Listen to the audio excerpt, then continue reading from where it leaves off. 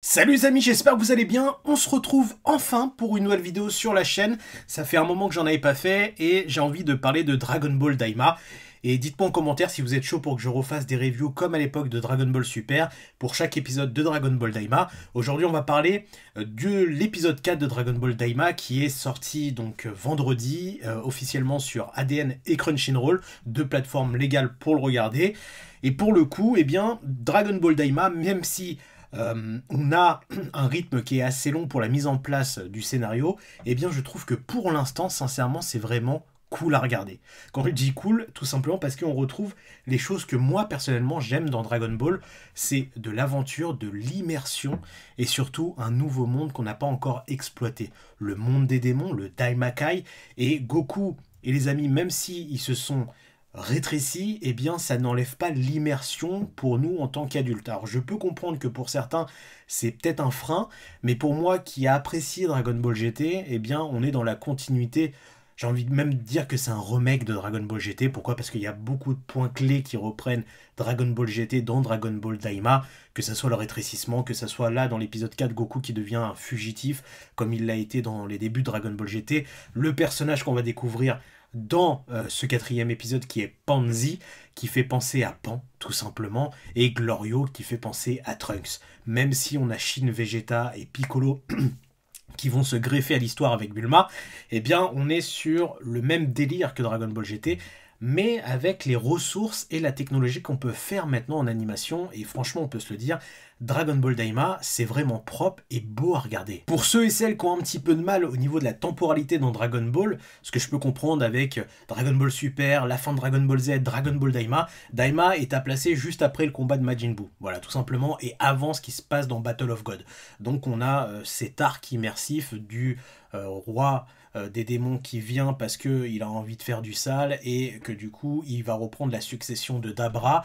Et d'ailleurs cet épisode est plutôt pas mal sur des révélations qu'on a pour l'avenir, qui est que même si Goku et Glorio et Shin continuent leur aventure pour franchir les étapes des trois royaumes des démons, on apprend aussi que les Gami, je crois, les trois trois insectes monstres qui gardent les trois premières Dragon Ball qui n'ont jamais été créées, donc par les Namek, ils n'ont jamais été battus. Et donc Goku il veut les battre pour redevenir un adulte. Donc ce qui est plutôt pas mal, sauf que là on lui explique, Glorio lui explique que c'est à l'opposé de où ils vont. Donc pour l'instant c'est mort. Et puis que l'objectif c'est de sauver Dende, on sait pas s'il va mourir ou pas. Donc c'est pour ça que c'est quelque chose d'assez linéaire pour l'instant. Ils vont s'arrêter dans une maison où là, on va voir quelque chose d'intéressant et qui va permettre au merchandising de Dragon Ball de fonctionner grâce à Dragon Ball Daima sans implémenter une nouvelle transformation qui pourrait amener de l'incohérence pour Dragon Ball Super et la fin de Dragon Ball Z. Et c'est là où ils sont malins. Pourquoi? Parce que ça serait une fusion. Une fusion qui est propre au Daimakai, donc au monde des démons. Alors, ce qui est intéressant, c'est que même si la vendeuse va nous expliquer que c'est deux personnes qui bouffent l'insecte, qui fusionnent, eh bien cette pancarte-là, que je vous mets à l'image, montre trois personnes qui en devient une. Donc, est-ce que là, on n'est pas en train de nous dire indirectement que la fusion peut aller au-delà de deux personnes? Et si c'est le cas, ça veut dire qu'on officialiserait la fusion à trois. Et donc là, je vous laisse imaginer quelque chose de magnifique que j'ai en idée, c'est Gohan, Vegeta et Goku fusionnés. Parce que même si Gohan ne fait pas partie de la partie actuellement, il est bien listé dans le cast au niveau des personnages de Dragon Ball Daima. Donc pour moi, il y a un lien à faire avec Gohan, sa forme Beast, la bête, et le monde des démons. Et en plus de ça, une triple fusion. Là c'est bon, on va lâcher les dollars et les euros pour acheter cette nouvelle figurine et surtout cette nouvelle norme de fusion qui est propre au monde des démons. Ça veut dire qu'ils ne pourront plus la réutiliser par la suite. Donc tu t'enlèves un frein au niveau de l'incohérence et tu t'enlèves un frein pour chambouler un petit peu tout ce qui pourrait se faire par la suite dans Dragon Ball Super. Et ça peut aussi donner des idées, qui est que le roi actuel Goma peut fusionner avec le Kaioshin en place, hein, t'as compris, le frère de Shin, et sa servante, l'espèce de sorcière, je sais plus son nom, mais qui est vraiment stylée, donc pour former une seule entité. D'ailleurs, on voit qu'actuellement, avec sa milice, il va être en quête de ramasser le plus de thunes possible, et pour ceux qui ne peuvent pas payer, eh bien ça leur enlève des années de vie dans cette espèce de lampe à lave, on va l'appeler comme ça, et c'est là où c'est stylé, parce qu'on se dit que cette quête d'énergie, donc ces années qui volent aux gens, il va les utiliser pour quelque chose. Donc est-ce que c'est pour sa propre raison, donc pour avoir plus de puissance, ou est-ce que c'est pour un objectif bien particulier? En tout cas, ce qui est vraiment intéressant pour l'instant dans Dragon Ball Daima, c'est le lore, le monde du Makaioshin, des Makaioshin, donc le monde des démons, qui est vraiment intéressant à exploiter et beau graphiquement. Enfin, on est vraiment dans quelque chose comme quand tu vas dans une nouvelle ville, en irréel, et que tu découvres des nouveaux lieux. Eh bien, j'ai l'impression que chaque épisode essaye de nous donner des images, des clés, des indices pour la suite de l'histoire, mais surtout pour nous mettre vraiment dans l'immersion de cet nouvel univers qu'on nous propose dans Dragon Ball, qui est une quête, une aventure qui était la base de Dragon Ball même, avant que les fights deviennent monnaie courante dans Dragon Ball. Et sincèrement, je me force pas à regarder Dragon Ball Daima, c'est-à-dire que je regarde, je vais pas dire que je suis autant hypé que Dragon Ball Super à l'époque, mais je trouve que pour l'instant, eh bien ça me plaît. J'ai envie de voir où ça va nous emmener, etc. J'ai envie de voir quand Piccolo avec Vegeta vont arriver dans le monde des démons, qu'est-ce que ça va donner, les fights, etc. Et surtout comment ça va boucler l'histoire à la fin pour qu'ils redeviennent adultes, etc.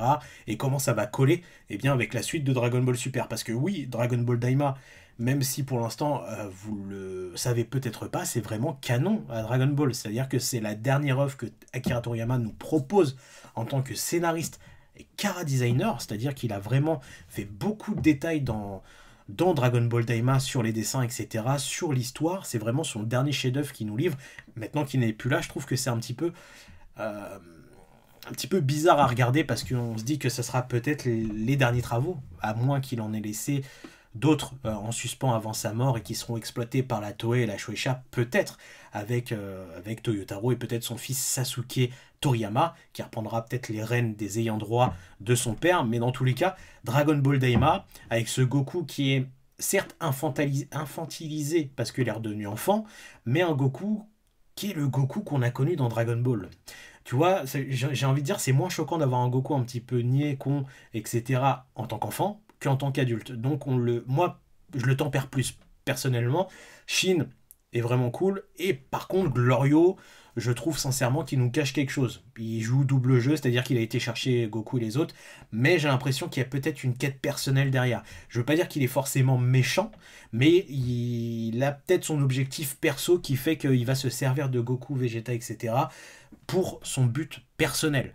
Dans tous les cas, dites-moi vous ce que vous avez pensé de cet épisode, mais pour moi, cet épisode 4, vraiment, entre la triple fusion qui pourrait être officialisée et qui rappelle un petit peu dans l'idée l'ultra fusion de Dragon Ball Fusion, donc où c'était 5 personnes qui devenaient une 6e personne, entre guillemets, je trouve ça vraiment l'idée stylée. Alors attention, je dis pas que Dragon Ball Daima est parfait, il a effectivement son lot de petits trucs qui me chagrinent, c'est-à-dire que le Goku qui est dans le vaisseau pour le Damaikai et que là il va te lâcher une grosse perlouse, bah à l'époque ça m'aurait fait rire. Maintenant c'est vrai qu'on a plus cet âge où eh bien on est un petit peu inconscient de tout ça, et c'est vrai que l'humour de Toriyama des fois peut être un petit peu lourd, mais dans l'ensemble, j'aime bien. Pourquoi? Parce que les démons, etc., qu'on nous montre, le bestiaire du Daimakai, donc du monde des démons, me rappelle vaguement un petit peu ce que Toriyama avait fait dans Dragon Quest. Et étant un grand fan de Dragon Quest, forcément, je prends ça à bras ouverts. Maintenant, à vous de me dire, dans les commentaires, si pour l'instant vous êtes satisfait, et quelle note vous donnerez à Dragon Ball Daima sur ces 4 premiers épisodes? Est-ce que vous êtes emballé ou pas? Ou est-ce que vous êtes un petit peu en mode OSEF, je regarde parce que c'est Dragon Ball et c'est tout? Dans tous les cas, si vous êtes chaud pour que je refasse des reviews comme à l'époque de DBS, une par semaine pour Dragon Ball, et bah on est reparti les cocos. Allez, ciao, bisous.